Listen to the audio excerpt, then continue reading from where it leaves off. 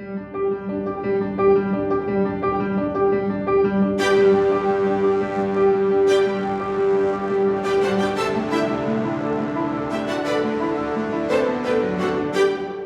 do you get away from identifying solely as a big person? Well, you don't make it your entire life. Movies and television let you step outside of your life for a minute. A lot of these movies are about not giving up. A lot of these movies are about not giving in. A lot of these movies are about character and how you face adversity. Life is like a box of chocolates, where it's not how hard you can get hit, it's how hard you get hit and keep moving forward. Get busy living. I think one of the more profound examples was in Hello, everyone, and welcome to Big Man, Big Problems podcast. My name is Julio, and I created this podcast to talk about the problems of being a big man. One of the tough things about being a big person, and not just really being a big person, but being a person that has anything that is a little bit different than normal, is those things tend to become your identity. And when you go out into the world, what you feel is and what you think is that's everybody sees first. And maybe that's true and maybe that's not. But the modern world allows us to present ourselves any way we wish to present ourselves. And ultimately, what people end up seeing is not so much whatever physical, I want to say, abnormality you might have, but they really see the person that shines inside. I choose to not identify myself as just a big person. That is who I am, but I choose to put myself out there and basically live my life just like anybody else. How do you get away from identifying solely as a big person? Well, you don't make it your entire life. My producer, Jenny, is somewhat fascinated by the fact that I love movies, I love TV, and I am someone who remembers everything that I watch and everything that I hear. And every time I see a situation or hear of a situation, or someone says a certain word or dresses a certain way, it reminds me of a scene in a movie. It reminds me of a quote in a movie, which just fascinates her to no end. So we thought we'd talk about a little bit of what my favorite movies are, what some of my quotes are, and what inspirations I find from these movies. I don't know where my fascination for movies comes from. I don't know if that comes from a place as a kid of spending a lot of time on my own and finding comfort in Saturday morning cartoons or in the Sunday matinees on WGN or in the, specials that they would run Sunday nights, right? Like, sometimes they would do The Sound of Music or The Ten Commandments, and, the grandeur of going to theater back in the '70s and '80s when we had to wait in line to see a movie, or being one of the people that witnessed the birth of MTV and music videos and how that changed the way we see music and watch music, or even the storytelling. You know, I was never much of a reader, right? Reading always kind of put me to sleep. But watching a movie to me is, I think, equivalent to other people reading a book. And I think some people watch movies superficially. I'm just not one of those people. When I watch a movie, I am enveloped in the movie. I see the storytelling, I see the arc, I see the cinematography, and I like to get wrapped up in the entirety of it.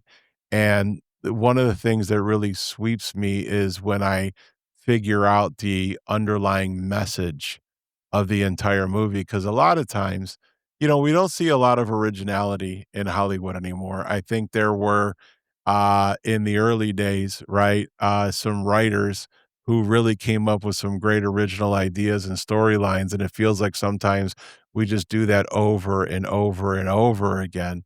But sometimes something really original pops up, and you could see what the writer's trying to tell you. But even more so, what makes a movie so great is you don't just have the words that a writer wrote, but you have the vision of the director and how he wants you to see it, and then you have the, interpretation of the actor and how he wants to present it. When all those 3 things come together, it really is magical. Movies and television let you step outside of your life for a minute. They let you look into someone else's life in another scenario, and I think it's surprising to us how many times you come across a situation, a movie or a TV show where it mimics something going on in your life, and it's almost as if they're speaking to you in some way, and they're telling you how to move forward. There was a movie back in the '80s called Defending Your Life with Meryl Streep, and in that movie, both Albert Brooks and Meryl Streep died at a young age, and they woke up in this other place, and this other place then decided to put them on sort of a trial, and went over events in their life. And what they were really looking for was did you get over your fears in life? Did you face challenges? And regardless of the outcome of that challenge, did you stand up and just keep moving forward and keep living your life? And once they determined that you got over your fears and you decided to, regardless of the adversity, just continue on and start moving your life, once they decided you got past that, then you can move on to whatever the next level was. And that's really the way I see my life.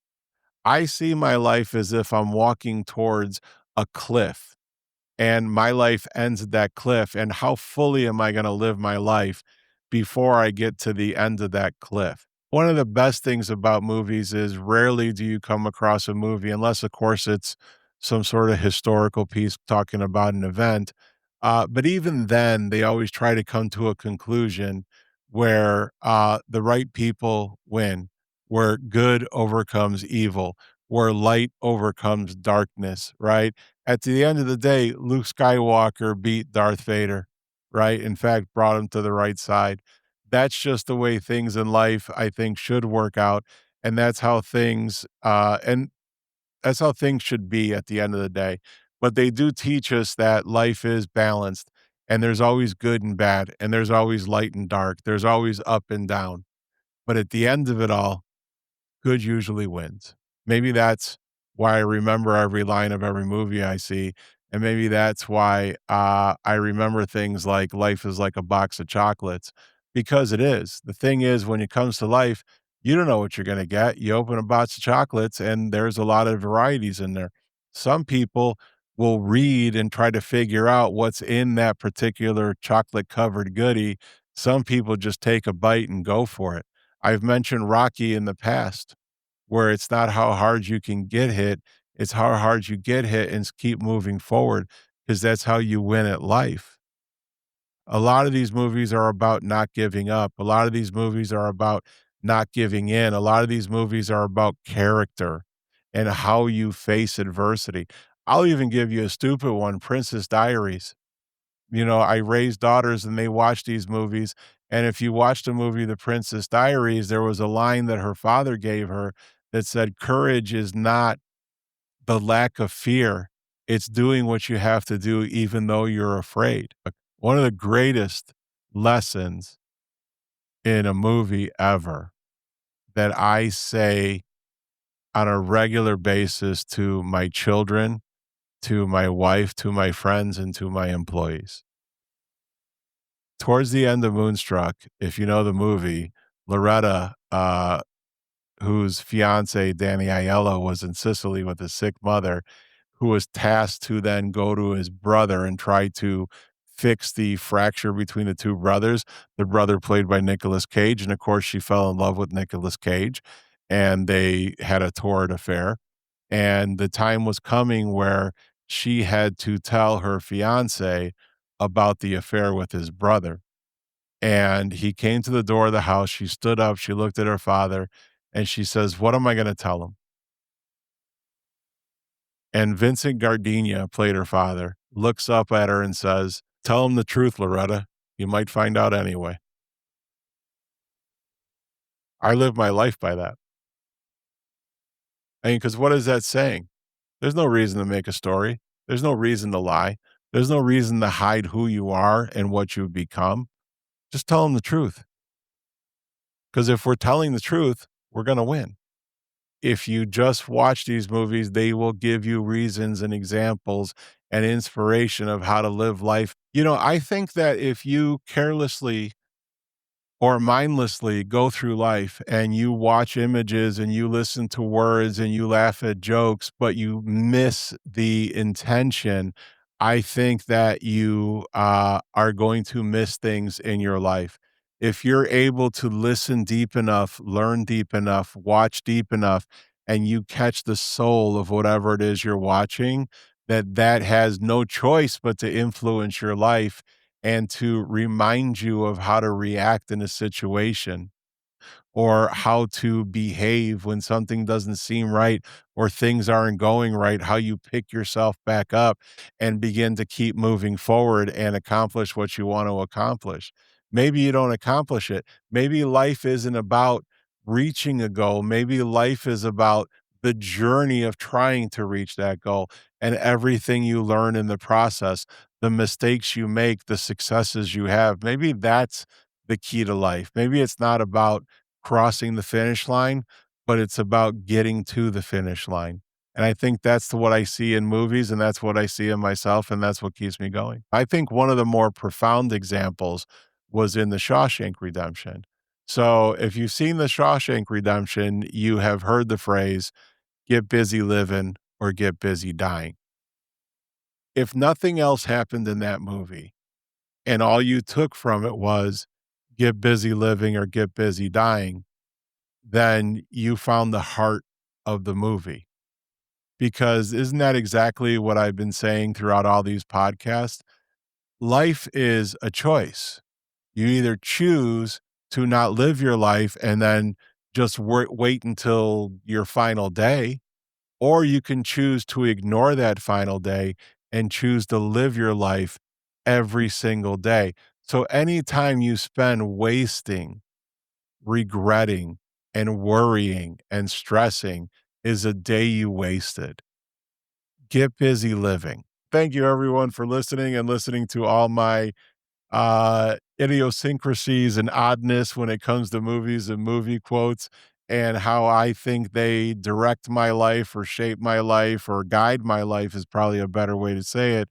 And hopefully you find a little bit of inspiration from some of these quotes as well. Because certainly I know I did. So do me a favor and stop for a second and hit the subscribe button, hit the like button, leave some comments. Tell me what your favorite movie quotes are. Is there anything that you ever saw in a movie or a quote you heard or a situation that you saw that maybe guided you in a certain way or helped you live in a certain way? Love to hear about it from you.